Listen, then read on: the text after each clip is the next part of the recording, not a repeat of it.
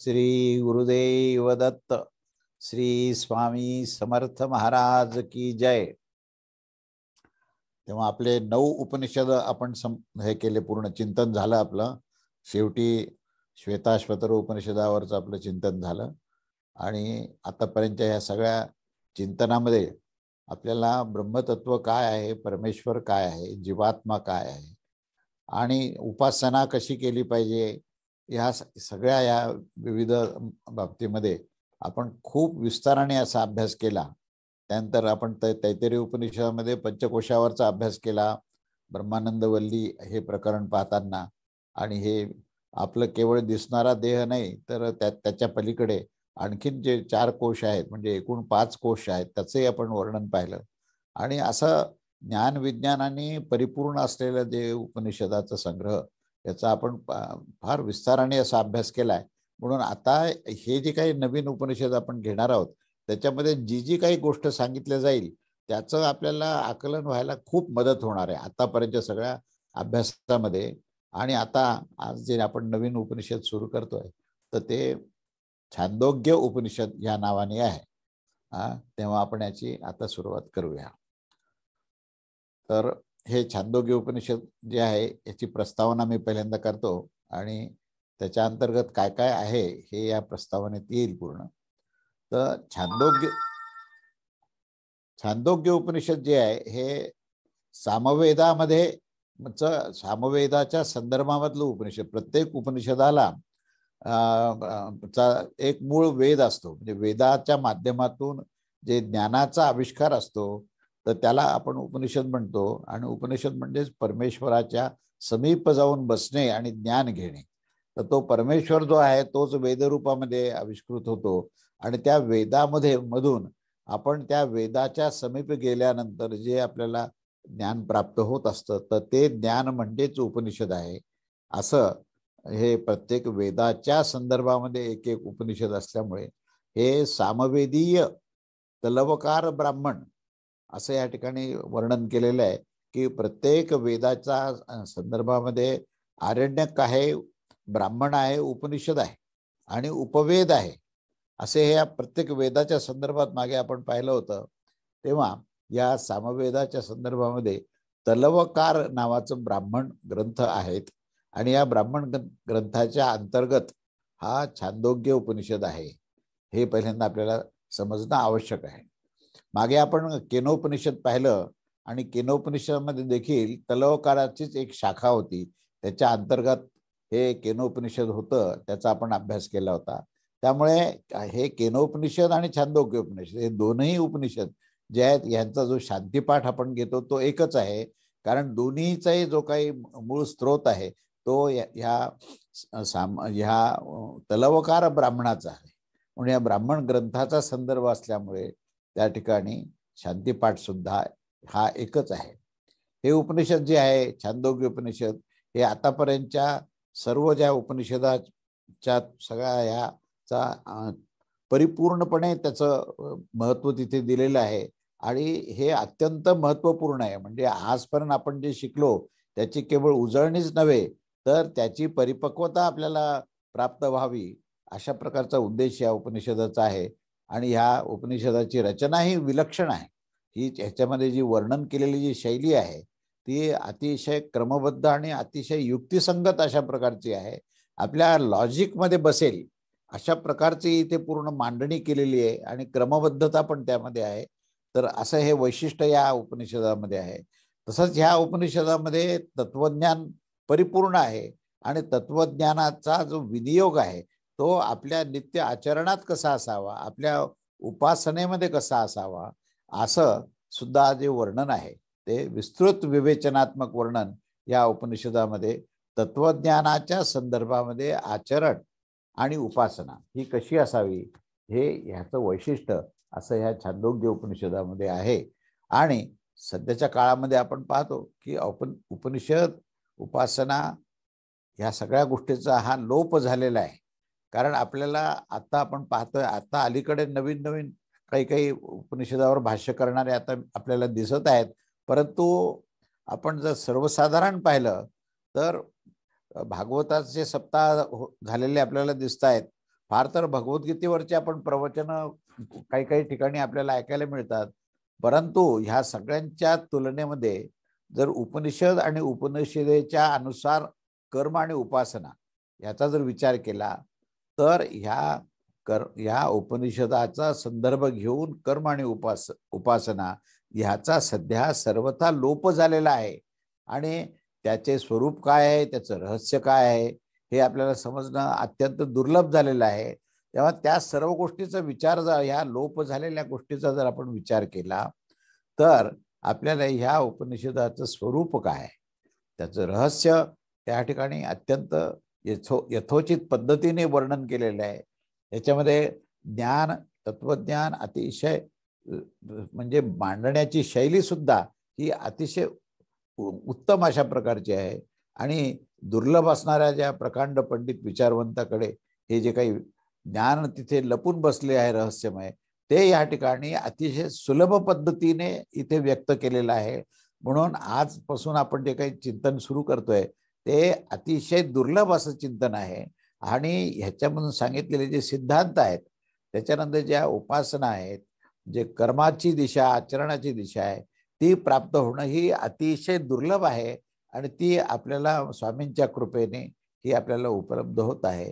तेव्हा ह्याच्यामध्ये कुठल्याच प्रकारचा संशय नाही की जिथे श्रद्धा आहे, भाव आहे, जिज्ञासा आहे आणि मूलतः त्याचा उद्देश ज्ञान घेण्याचा आहे आणि ती त्याप्रमाणे त्याचा भाव निश्चित आहे आणि दृढ निश्चय आहे, तर त्याच्याकरता हे आजपासून होणारं जे विवेचन असेल त्याचा त्या सर्वांना अतिशय लाभ होणार आहे. तेव्हा त्या सर्व गोष्टीचा विचार करूनच या उपनिषदाचं चित्र जे आहे ते आपल्याला स्पष्ट करणार आहे. ह्याच्यामध्ये आता श्रौत्र कर्म आणि स्मार्त कर्म अशा प्रकारचे दोन प्रकार असतात. तर त्यामध्ये ह्या उपनिषदामध्ये स्मार्त कर्म तसंच पौराणिक आणि तांत्रिक उपासना याचाही या ठिकाणी संदर्भ घेऊन हा आपल्याला प्रत्यक्ष हे उपासनेचा आविष्कार, प्रत्यक्ष आचरण आणि प्रत्यक्ष त्याचं अवलंबन कसं करायचं, उपासना कशी करायची ह्याचं अतिशय सुंदर वर्णन केलेलं असल्यामुळे आत्ता ह्या काळाला अनुसरून या उपनिषदाचा अतिशय उपयुक्तता आहे हे आपल्याला लक्षात येईल. आता अद्वैत वेदांताच्या प्रक्रियेनुसार जीव ह्या जो जीवाचं जे काही स्थिती आहे ती कशी आहे असं याच्यामध्ये पूर्ण वर्णन केलेलं आहे. तर अद्वैत सिद्धांताच्या अनुसार जीव जो आहे, आता जीवात्माबद्दल आपण मागे पुष्कळ पाहिलं आणि त्याचं आपण वर्णनही आपण ऐकलं. तेव्हा जीवात्मा जो आहे हा मी करता, मी भोगता, मी ज्ञाता, कर्तृत्व भाव, भोक्तृत्व भाव आणि ज्ञातृत्व भाव या तिन्हीने तो बंधनामध्ये आलेला आहे. म्हणून त्याच्यावर ह्या तीन गोष्टीची एक मायाशक्ती त्याच्यावर काम करत आहे. आणि ह्या मायाशक्तीचं वर्णन या उपनिषदात केलेलं आहे की जीव जो आहे हा तीन प्रकारच्या मायाशक्तीने, अविद्येने तो बंधनात आलेला आहे. तर ह्या तीन शक्ती काय आहेत मायाशक्ती याचं वर्णन करताना सांगितले, प्रथम जी आहे ते मल आहे. मल म्हणजे आपण शैव दर्शनाचं सुद्धा तुम्ही जर श्रवण करत असाल तर त्याच्यामध्ये अणुमल असं म्हटलंय. अणु हा जीवात्म्याला धरून शब्द वापरलाय. आणि मल म्हणजे काय की स्वतःच्या वेगळेपणाची जाणीव, म्हणजे अहम ममत्व ज्याला म्हणता येईल, हा अहंकार आणि मी माझं अशा प्रकारची भूमिका जी आहे ही मलस्वरूप म्हणजे निषिद्ध अशी आहे. तर पहिला जो काही मायाशक्तीचा प्रभाव आहे तो म्हणजे मल. दुसरा जो आहे तो विक्षेप, म्हणजे आपण एखाद्या कार्याला हाताशी घेतल्यानंतर मायाशक्ती तुमच्या अंतःकरणामध्ये अनेक प्रकारचे विविध विचार निर्माण करते आणि मूळ मार्गावरून आपण हे विक्षेपित होतो, म्हणजे मार्ग बदलतो, मार्गापासून भ्रष्ट होतो आपण. तर हे आता ह्या काळामध्ये प्रचंड प्रमाणात आहे. तेव्हा हे जीवात्म्याला प्राप्त झालेले, मायेने प्रदान केलेले हे आवृत्त म्हणजे आवरण आहे अशा प्रकारचे जे आहे ते मल आणि विक्षेप आहे. दुसरा जो विक्षेप आहे म्हणजे पथभ्रष्ट होणे. विक्षेपचा अर्थ असा की आपण मुख्य रस्त्यावरून चालत असताना पुष्कळदा आपण पाहतो प्रवास करताना एखादा रस्ता खेडेगावाकडे जाणारा हा जास्तच रुंद केलेला असतो आणि मग तो आणि जो मुख्य रस्ता आहे तो अरुंद वाटतो. म्हणून तो जास्त रुंद केलेल्या रस्त्याकडे मनुष्य जो आपली गाडी वळवतो आणि म्हणतो अरे हा रस्ता खरोखर पक्का रस्ता आहे, किंवा हा हा जो आहे तो हायवे आहे. आणि जेव्हा तो वळून जातो तेव्हा तो एखाद्या खेड्यात पोहोचतो आणि मग त्याला असं वाटतं बघ इथे आपण कसे काय पोहोचलो. विचारलं लोकांना तर ते म्हणाले तुम्ही विक्षेपित झालेला आहात, तुम्ही मार्गातून भ्रष्ट झालेला आहात, तुमच्या मार्गापासून दुसऱ्याच मार्गावर तुम्ही आलेला आहात. तर अशी जो भ्रम आहे ना, तर तो भ्रम ज्याच्यापासून होतो त्याला विक्षेप असं म्हटलंय. आणि तिसरं जे आहे ते म्हणजे आवरण. आवरण म्हणजे जसं एखाद्या माणसाला की कुठेतरी आपल्याला जायचं आहे आणि पाहायचंय काही कुठल्या म्हणजे एखाद्या ठिकाणा काही प्रेक्षणीय स्थान पाहायचंय आपल्याला, आणि त्याच वेळेस जर आपल्या अंगावर जर कोणी पांघरून टाकलं तर आपण कसं पाहणार ना. भगवंताच्या दर्शनाला गेलो आणि पूर्ण अंगावर पांघरून घेतलं तर आपल्याला दिसेल का. तर तसं हे अज्ञानाचं आवरण ज्यावेळेस माणसावर पडतं त्यावेळेस तो जीवभाव आणि तो जीव जो आहे तो अविद्येच्या प्रभावाने तो परमेश्वर जवळ असूनही पाहू शकत नाही, असं हे तिसरं आवरण आहे. अशा प्रकारे मायाशक्ती ही मल, विक्षेप आणि आवरण अशा या 3 संबोधनाने त्याला ओळखलेलं आहे. त्याच्यापैकी आता मल म्हणजे काय, तर अंतःकरण ज्याच्याने मलिन होतं, ज्या संस्काराने मलिन होतं आणि ज्या मलिन संस्कारांनी दोष निर्माण होतो त्याला आपण मल म्हणतो. आणि या पूर्ण उपनिषदामध्ये या मलाची निवृत्ती कशा करावी, तर ती निष्काम कर्माने करावी. म्हणजे मलाची निवृत्ती होईल. कारण मल म्हणजे मी करता आणि मी भोगता असा मी नावाचा संबंध हे कर्तृत्व भाव आणि भोक्तृत्व भावात येतो.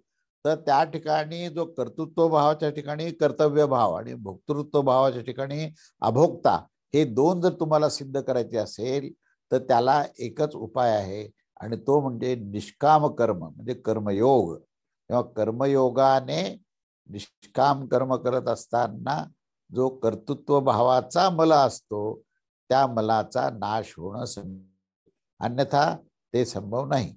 त्याच्यानंतर पुढचा जो विक्षेप म्हणून सांगितलंय, विक्षेप म्हणजे मनाचं चित्ताचं चांचल्य आहे. तेव्हा ह्या दोषाचं निराकरण हे भक्तीने उपासनेने होते. पहिलं कर्मयोग सांगितलंय मल निवारण करण्याकरता, आणि विक्षेपाचं निवारण करायचं असेल तर तुमची एकाग्रता भगवंतावर निश्चितपणे झाली पाहिजे.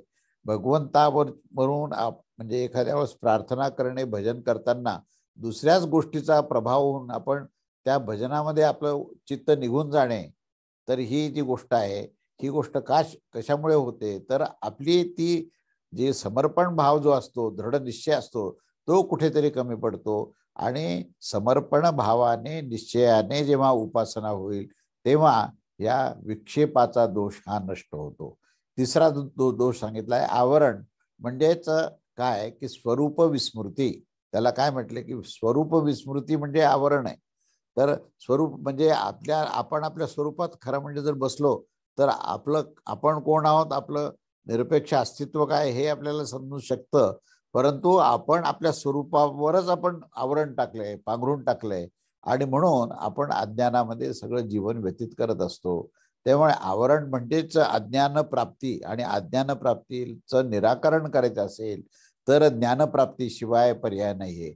म्हणून ज्ञानाने अज्ञान नष्ट होतं, म्हणजे ज्ञानाने आवरण नष्ट होतं.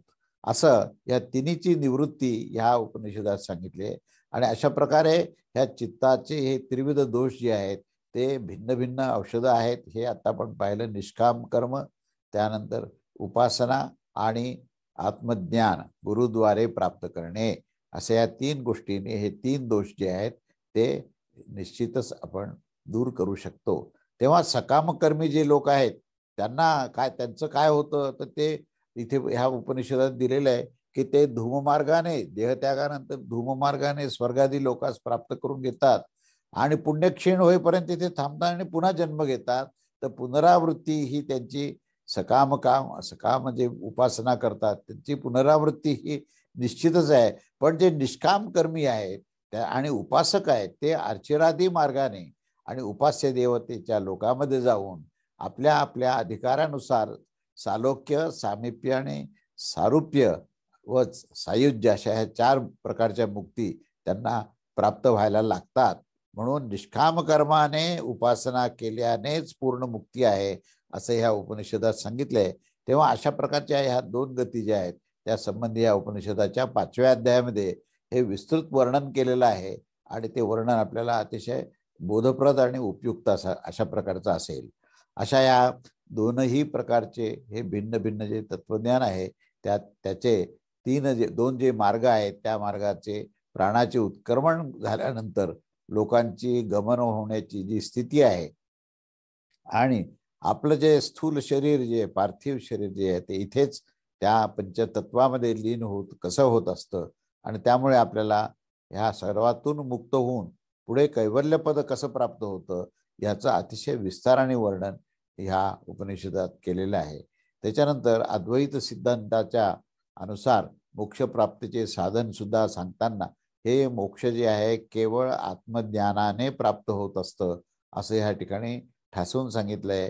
तेव्हा मुक्ती पाहिजे असेल तर ज्ञान हेच त्याच्यामध्ये सर्वात महत्वाचा त्याच्यावरचा उपाय आहे. आणि ह्या विषयामध्ये उरते ज्ञानान्न मुक्ती ही ज्ञानदेव तू कैवल्यम अथ येन्य यातो विथुन्य राजा नसते क्षये लोका भवन्ति सर्व एते पुण्यलोका भवन्ति ब्रह्मसंस्थोमृतत्व नेती इत्यादी बऱ्याचशा ह्या वृत्ती या ठिकाणी दिलेल्या आहेत. आणि त्याचं रहस्यच हे निष्काम करण आणि उपासना ह्याच माध्यमातून आपण मल विक्षेपाची निवृत्ती करून ज्ञानाद्वारे पूर्ण मुक्ती प्राप्त करू शकतो असं विवेचन ह्याच्यामध्ये दिलेलं आहे.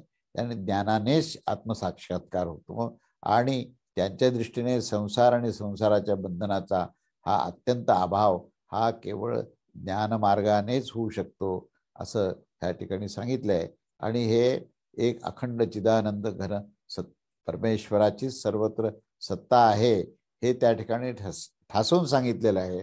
आणि अशा प्रकारे जेव्हा त्याच्या या दृष्टीत तो प्रपंच असा राहतच नाही तर तो सर्वत्र परमात्माच त्याला दिसायला लागतो, तेव्हा आपल्या ह्या पंचकोशात्मक जे शरीर आहे आणि त्याची जी स्थिती आहे त्याचा विनाश देखील कुठे कुठे हा राहू शकतो. म्हणजे तो विनाश म्हणजे काय, त्याची जाणीव हे माझं आहे अशा प्रकारचं अहम ममत्व जे पंचकोशामध्ये असतं तर त्याचाही इथे ह्या उपासनेने नाश होत असतो. आणि मग अशा वेळेस तो नित्य असा हा मुक्त होऊ शकतो याचं विवेचन या उपनिषदात केलेलं आहे.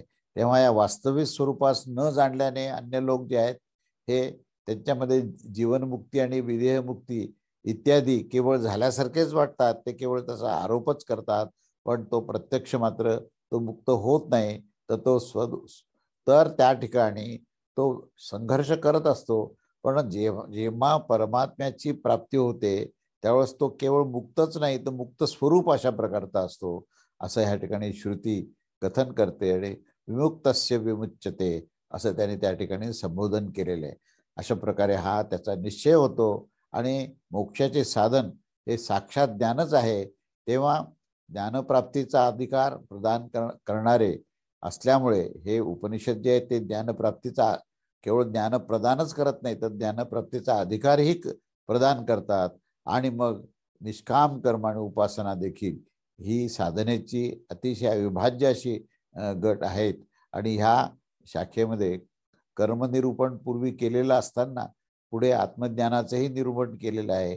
आणि हे उपनिषद आणि त्या उपनिषदाचा विस्तार अशा पद्धतीने केलेला आहे.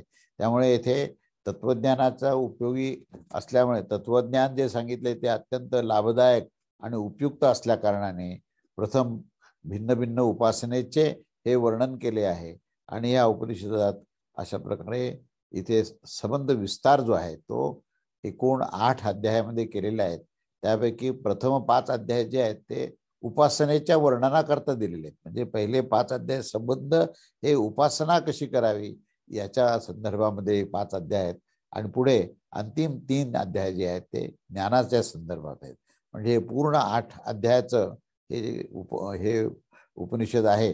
त्याच्यामध्ये पहिले 5 उपासना आणि शेवटचे 3 जे आहेत हे आत्मज्ञानाच्या संदर्भामध्ये आहेत असं हे उपनिषद आहे. तेव्हा यामध्ये उपासना आणि ज्ञान ह्या 2 विषयाचे अत्यंत सुंदर असं हे विवेचन ह्याच्यामध्ये केलंय आणि त्यांना अतिशय सुगमतेने समजून सांगितलेलं आहे. अनेक ठिकाणी ह्या उपनिषदात आख्यायिका म्हणजे कथेचा स्वरूप हे पहिल्यांदाच आपण उपनिषदात पाहू की इथे आधीच्याही याच्या उपनिषदात आपण कठोपनिषद वगैरे ह्याच्यामध्ये पण आपण कथा पाहिल्या, परंतु इथे विस्ताराने आख्यायिका आहेत आणि त्या आख्यायिकेमध्ये बोधप्रद अशा ह्या आख्यायिका आहेत, ज्याच्यामध्ये या विविध विषयाचं वर्णन करताना ते मनाला भिडणारं असं हे ज्ञान आहे आणि अतिशय अन्य अतिरिक्त सुद्धा बोध सुद्धा या सर्व विवेचनामध्ये आलेले आहेत.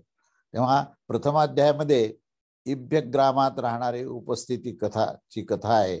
या उपस्थित यज्ञयागादी कर्मकांडात अत्यंत कुशल होते आणि एक वेळेस ह्या कुरु देशामध्ये जेथे उपस्थित राहत होते, जेथे बर्फवृष्टी व पत्थरवृष्टी पण झाल्यामुळे तिथे अत्यंत दुष्काळ झाला आणि त्यांना कित्येक दिवसपर्यंत निराहारात राहावे लागले.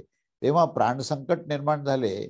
तेव्हा त्याने हत्तीच्या माहुलास अन्न मागितले. म्हणजे आता हे स्वतः श्रेष्ठ हे वेदवेत्ते होते, परंतु अत्यंत दुष्काळ झाल्यामुळे अन्नाची परिस्थिती झाली आणि मग ते अन्न कुठे मिळतात हे पाहण्याकरता गेले असताना जो हत्तीला जो नियंत्रण करणारा जो माहूत असतो, तर त्याला त्यांनी अन्न मागितलं आणि त्याच्याजवळ हे थोडंसं उडदाचे दाणे होते आणि पाणी होतं, परंतु हे जे काही उडदाचे दाणे त्याच्याकडे होते ते उष्ट होते.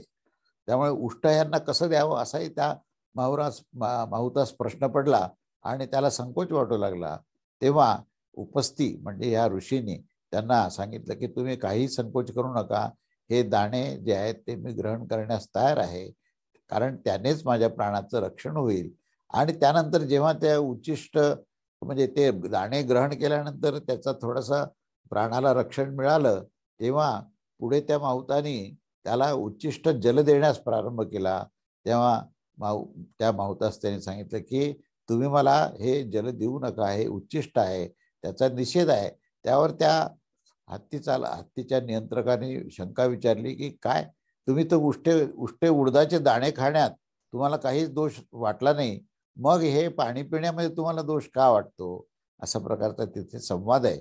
तेव्हा या अन्नास खाण्याशिवाय मी जिवंतच राहू शकत नाही अशी परिस्थिती होते आणि जल तर माझ्या इच्छेनुसार कुठेही मला मिळू शकेल, त्यामुळे मी फक्त अन्न खाल्लं. मी आता अशा प्रकारचं उच्छिष्ट जे जल आहे त्याचा मात्र निषेध असल्यामुळे मी ते ग्रहण करणार नाही. तेव्हा याच्यामध्ये एक असा आदर्श उपस्थित केला की मनुष्य आचारसंबंधी नियमाची उपेक्षा पण करू शकतो, जेव्हा की त्याच्याशिवाय त्याच्या प्राणरक्षणाचा आणि दुसऱ्या प्रकारचा जर उपाय नसेल तर त्या आपद्धर्म त्याला म्हटलेलं आहे की त्यावेळेस आपण थोडं शास्त्र बाजूला ठेवून प्राणाचं रक्षण करावं आणि पुन्हा एकदा धर्माची स्थापना करावी, हा त्याच्यामधला बोध आहे. तेव्हा प्रथम अध्यायामध्ये जे काही पुढे सांगितलं आहे की चैकिता पुढे जे कथानक दिलेलं आहे त्यात चैकितायन आणि प्रवाहन याचे संवाद आहेत. आणि 5व्या अध्यायामध्ये उद्दालकाच्या बरोबर प्राचीन शालादी हा जो 5 महर्षीने राजा अश्वपतीच्या जवळ जाऊन वैश्वानर आत्म्याविषयी जिज्ञासा व्यक्त केली की आता म्हणजे हे ऋषी आहेत, खरं सांगा हे 5 ऋषी, आणि या 5 ऋषींनी अश्वपती नावाच्या क्षत्रियाकडे राजाकडे जाऊन हे वैश्वानर आत्मा काय आहे याची जिज्ञासा केली. म्हणजे प्रश्न राजाला, ब्राह्मणाने क्षत्रियाला हा प्रश्न केला, तेव्हा या प्रसंगाने असं स्पष्ट होतं की सनातन शिष्टाचाराच्या अनुसार उपदेश देण्याचा अधिकार केवळ ब्राह्मणासच आहे, परंतु जर काही उत्कृष्ट विद्या काही अन्य द्विजातीकडून किंवा इतर जातीकडून मिळत असेल तर ती घेण्यात येऊ शकते, असं ह्या कथेच्या माध्यमातून सांगितलेलं आहे. तेव्हा कोणत्याही कल्याणकारी विद्येस ग्रहण करण्यासाठी मनुष्यास त्याग, तप, सेवा, सत्य आणि विनय इत्यादीची आवश्यकता असते. आणि ही बाब ही अतिशय उत्तम पद्धतीने या आख्यायिकेतून सांगितली आहे. आणि राजा जानश्रुतीने संवर्ग विद्येची प्राप्तीसाठी पुढे अजून एक प्रसंग कथा अशी दिलेली आहे की तो राजा आहे आणि तो सर्व धनाने आणि सर्व सत्तेने परिपूर्ण आहे, त्याला कुठल्याच गोष्टीची कमी नाही, असा तो राजा जानश्रीची पुढे कथा सांगितली आहे की त्या जानूश्री जो जानूश्री राजाने हे रैक्वाचा तिरस्कार सहन केला. आता रैक्व म्हणजे कोण आहे? तर तो गाडीवान आहे, म्हणजे गाडी चालवणारा, त्याच्यावर सामान वजन आणि हे सगळं टाकून तो एका ठिकाणाहून दुसरीकडे माल घेऊन जाणारा हा गाडीवान आहे, हा रैक्व. आणि जनश्रुती हा राजा आहे. तर तो राजा त्या गाडीवानाकडे जातो आणि त्याला म्हणतो की तू मला ज्ञान दे, त्याच्या बदल्यामध्ये मी तुला धन, राज्य आणि एवढंच काय, माझ्या कन्येशी सुद्धा तुझा विवाह करून देईल, परंतु मला तुझ्याकडे असणारी विद्या दे. म्हणजे आता या प्रसंगातून आपल्याला असं दिसतं की आधी क्षत्रियाने ब्राह्मणाला दिले ज्ञान आणि ह्या ठिकाणी आता रैक्व नावाचा जो गाडीवान आहे तो ह्या राजाला ज्ञान देतोय. म्हणजे ही उलटी गंगा आपण पाहतोय. तर ते ज्ञानाचं किती महत्व आहे आणि ज्ञान प्राप्त करण्याकरता आपण संकोच करू नये कोणाकडे जायला, असा या ठिकाणी बोध दिलेला आहे. आणि राजाने त्या रैक्वला सांगितलं की मी तुला धन, राज्य आणि माझी कन्या देईल, परंतु तू मला ही आत्मविद्या दे.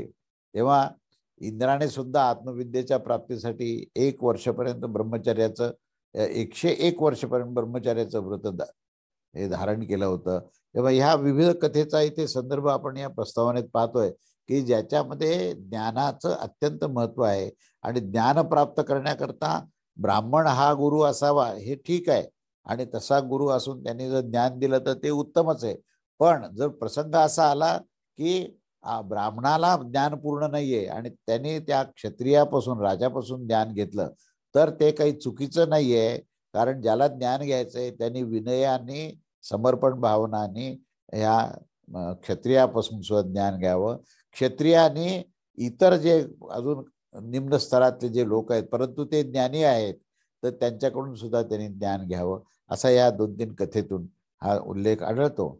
त्यानंतर पुढे इंद्राने आत्मविद्येच्या प्राप्तीसाठी 101 वर्ष आणि ब्रह्मचर्याचं व्रत पालन केलं, असं हे ज्ञान प्राप्त करण्याच्या दिशेने सांगितलंय. पुढे सत्यकाम जाबाल. आता ह्या जाबालची फार विस्ताराने कथा आहे ह्याच्यामध्ये, आणि त्याला सत्यकाम असा त्याला विशेषण नंतर लागलं. तर हा जो आहे हा एकदा जाबाल लहान वय होतं 6-7 वर्षाचं, तो हरिद्रमत गौतम अशा प्रकारच्या ह्या ऋषीकडे गेला आणि त्याला गुरु मानून त्याच्या साह्याने आणि आशीर्वादाने आपल्याला आपला वृत्तबद्ध व्हावा, आपली मौंज व्हावी आणि आपल्याला वेदाचं ज्ञान प्राप्त व्हावे, अशा प्रकारचा विचाराने त्यांनी त्या गौतम ऋषीच्या जवळ जाऊन प्रार्थना केली. तेव्हा गौतमाने जाबालास असा प्रश्न विचारला की तुझं गोत्र काय आहे, अशी त्यांनी विचारणा केली. त्यावर जाबालाने त्या संबंधी पूर्णपणे आपल्याला अज्ञान आहे, माझे वडील मी कधीही पाहिलेले नाहीत आणि मला कोणत्याही प्रकारचं लहानपणी कुठलंही ज्ञान दिलं नाही. माझ्या आईला मी विचारलं की आपण कोणत्या गोत्राचे आहोत, तेव्हा आईला सुद्धा हे माहीत नव्हतं. तेव्हा त्यांनी कुठलाही संकोच न करता पूर्ण सत्य सांगितलं की मला माझं गोत्र माहिती नाही. तेव्हा असं इतक्या स्पष्ट शब्दामध्ये आणि सत्य सांगणारा जो जाबाल आहे त्याच्याकडे पाहून आचार्यांनी असा निश्चय केला की इतकं स्पष्टपणे सत्य सांगण्याचं काम हे केवळ एक ब्राह्मणच करू शकतो. इतरांमध्ये इतकं स्पष्ट सांगणारा आणि सत्य सांगण्यामध्ये संकोच न करणारा इतर कोणीही असू शकत नाही. म्हणून हा जो मुलगा आहे, हा जाबाल, हा जो आहे हा ब्राह्मणच आहे असं लक्षात घेऊन गौतमाने जाबाला दीक्षा दिली, उपनयन संस्कार केला. आणि त्याच्यानंतर सत्यकामाने केवळ गुरुसेवेच्या प्रभावाने ब्रह्मविद्या कशी प्राप्त केली या संदर्भामध्ये पुढे कथेचा भाग असा आहे की त्याला सत्यकाम हे विशेषण मिळालं, तेव्हा त्याला आता सत्यकाम ह्या नावाने संबोधन करतायत. तो सत्यकाम आचार्य हरिद्रुमताच्या जवळ हा विद्याचं अध्ययन करण्याकरता गेला होता. त्यावेळेस आचार्यांनी त्या सत्यकाम जाबालाला उपनयन करून त्यास 100 गायी दिल्या. म्हणजे आता काय केलं, विद्या देण्याकरता म्हणून काय केलं, तर त्या आचार्यांनी त्याला 100 गायी दिल्या आणि आज्ञा केली की ह्या गायींना तू जंगलात घेऊन जा आणि जोपर्यंत ह्या गायींची संख्या वृद्धिंगत होऊन 1 सहस्त्र होणार नाही तोपर्यंत तू फिरून या आश्रमात यायचं नाही, अशा प्रकारची आज्ञा दिली. म्हणजे त्यांनी काय मागितलं की तुम्ही मला आत्मज्ञान द्या, वेदविद्या द्या. आणि गुरूंनी काय दिलं तर त्यांनी सांगितलं की तुझं व्रतबंध केला, त्याला उपनयन संस्कार केले आणि त्याच्यानंतर सांगितलं की हे 100 गायी तू घेऊन जा जंगलामध्ये आणि या 100 गायी एक सहस्त्र गायीची संख्या होईपर्यंत तू परत येऊ नको, जंगलामध्ये ह्या गायींना चारायला घेऊन जा. अशा वेळेस त्या बालक सत्यकामाने गुरुजीच्या आदेशाचं पूर्णपणे प्राणपणाने पालन केलं आणि केवळ गायींना चारण्याची सेवा देऊन त्याद्वारेच त्यांनी ही गुरुकृपा प्राप्त केली आणि त्या सेवेच्या द्वारेच ब्रह्मज्ञान प्राप्त करून घेतले. ज्यावेळेस त्यांनी गायींना सहस्त्र संख्या झाल्यावर त्यांना घेऊन गुरुकडे आला, त्यावेळेस त्या सत्यकामाच्या तेजास पाहून गुरूंना असे म्हणावे लागले की ब्रह्मविधी वै सौम्य भासी कोण त्वानुशशास, तू हे सौम्य तू ब्रह्मवेत्याप्रमाणे दिसत आहेस, अतिशय तेजस्वी आहेस असं मला जाणवत आहे. तेव्हा तुला आता कोणत्याही अन्य अधिकारी गुरुकडून उपदेश घेण्याचा गरज नाहीये, तुला ब्रह्मज्ञान प्राप्त झालेली आहे असं त्यांनी तत्काळ सांगितलं. म्हणजे या कथेच्या माध्यमातून केवळ गुरुनी सांगितलेलं जी काही आज्ञा आहे आणि तीही आज्ञा आता इथे विशेषतः गायीच्या सेवा करण्याची, म्हणजे गायीच्या सेवेचंही महत्व आलेलं आहे. आणि तो किती म्हणजे 100 गायीचे एक सहस्त्र गायी करण्यापर्यंत जो काळ गेला, तर तो 7व्या वर्षी असताना तो बाहेर गेला आणि तो जवळजवळ 12 वर्षाचा असेपर्यंत तो परत आला आणि 5 वर्षामध्ये ह्या सहस्त्र गायी झाल्या आणि तोही ब्रह्मज्ञानी झाला. अशी ही कथा आहे. म्हणजे गुरुच्या आज्ञेचं तंतोतंत पालन करणे, समर्पण भावाने पालन करणे आणि विशेषतः गायीची सेवा करणे, ह्याच्याने ब्रह्मज्ञान प्राप्त होतं असं ह्या कथेच्या माध्यमातून सांगितले आहे. तेव्हा सत्यकाम जो आहे तो हा पूर्णपणे ब्रह्मज्ञानी झाला. त्याची शिष्यमंडळी पुढे निर्माण झाली. सत्यकामाचा शिष्य उपकोसल असा नाव आहे त्याचं, उपकोसलास देखील त्यांनी पूर्णपणे अग्निहोत्र करण्याची आज्ञा दिली आणि नियमाच्या अनुसार अग्निहोत्र करत असतानाच त्या उपकोसलवर सुद्धा गुरुकृपा झाली आणि त्यालाही ब्रह्मविद्येची प्राप्ती झाली असा हा दृष्टांत आहे. तेव्हा याचा आशय असा आहे की पुरुषाचं ज्यावेळेस जे काही कर्तव्य असतं ते यथोचित वेळेला सर्वथा आणि आज्ञेच्या अनुसार भक्तीने श्रद्धेने पालन केलं पाहिजे. तेव्हा आपल्या कर्तव्यास यथोचित रीतीने पालन केल्यासच त्याचं हे कल्याण होतं आणि त्याला हे ब्रह्मज्ञान प्राप्त होतं.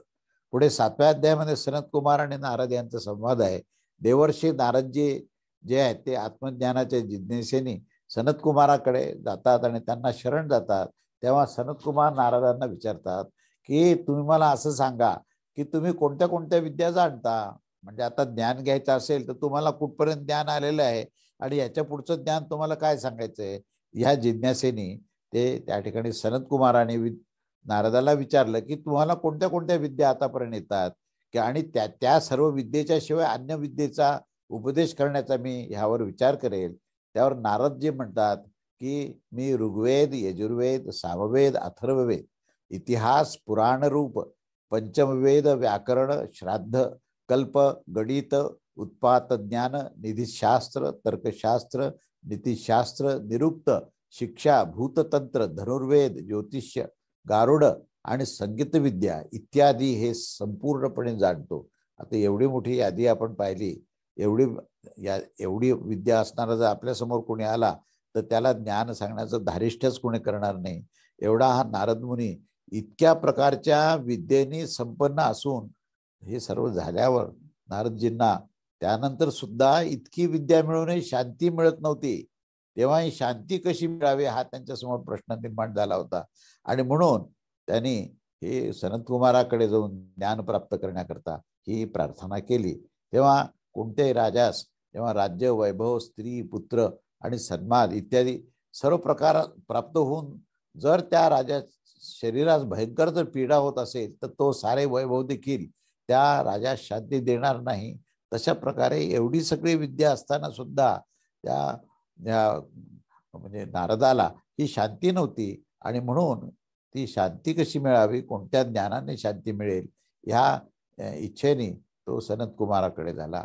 अशा प्रकारे संसाराचे मोठ्यातले मोठे व श्रेष्ठ ऐश्वर्य प्राप्त झाल्यावर देखील आत्मज्ञानाशिवाय पूर्ण शांती मिळणे हे सर्वथा असंभव आहे असा हा सिद्धांत याच्यातून सांगितला आहे. आणि म्हणून या नारदाला सनत कुमार जे आहेत ते ही शांती मिळण्याकरता ही प्रत्यक्ष परमेश्वराचा साक्षात्कार हा कसा करावा, कोणत्या क्रियेने कोणत्या दुःखापासून सुटका करावी. म्हणजेच असं झालं की या आकाशाच्या चमड्यासमान सर्व काही गुंडाळून घेणे जितके असंभव आहे, तसंच या स्थितीमध्ये आहे की तुम्ही सर्व काही गुंडाळल्यासारखं वाटतं पण काहीच तिथे नसतं, तर तो सर्व आभास असतो. त्यामुळेच म्हणून या ठिकाणी नारदाला हे लक्षात आल्यानंतर नारद म्हणतात की भगवान, मी केवळ शास्त्रज्ञ आहे, परंतु मी आत्मज्ञ नाही.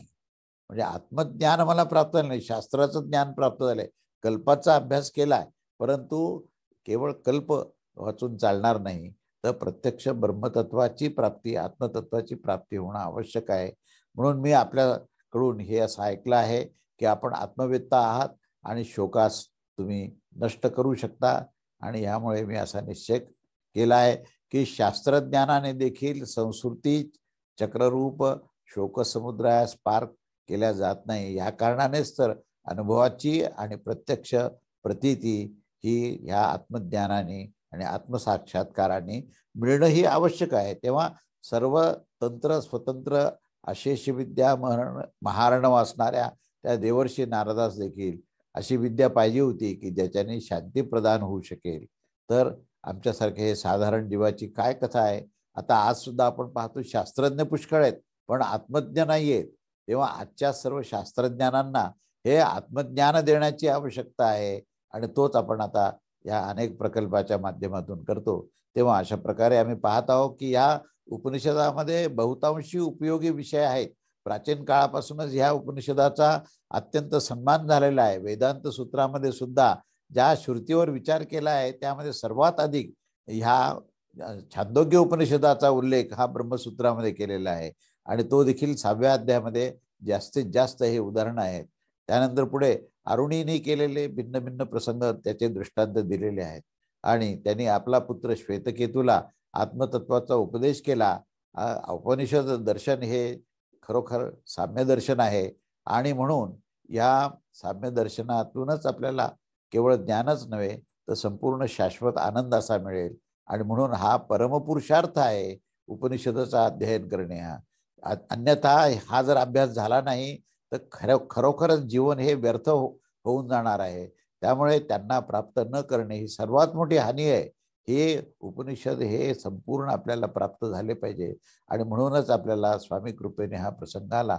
तेव्हा या दृष्टीस प्राप्त करून प्रत्येक पुरुषाने प्राणपणाने या सर्व गोष्टीचा प्रयत्न केला पाहिजे की ज्याच्या कारणाने आम्हाला ब्रह्मतत्वाचं पूर्ण ज्ञान मिळेल आणि परब्रह्म परमात्म्याचं ज्ञानच नव्हे तर परब्रह्म परमात्म्याची संपूर्ण प्रतीती प्रत्यक्ष तो आपल्या समोर उभा आहे अशा प्रकारचा अनुभव आम्हाला प्राप्त झाला पाहिजे.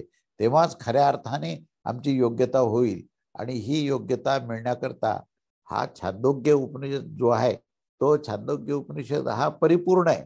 म्हणजे आता हा उपनिषद विस्ताराने आपण अभ्यास करणार आहोत की जेणेकरून आपल्यामध्ये असलेल्या ज्या ज्या काही त्रुटी आहेत, जी काही अपूर्णता आहे ती अपूर्णता ह्याच्यातून नष्ट होईल आणि आपण परिपूर्ण होऊ असं ग्वाही देणारे हे उपनिषद आहे. तेव्हा या उपनिषदाचा आता मुख्य पुढे काय विषय आहेत हे आपण पुढच्या रविवारी बघूया. अवधूत चिंतन. श्री गुरुदेव दत्त. श्री स्वामी समर्थ महाराज की जय.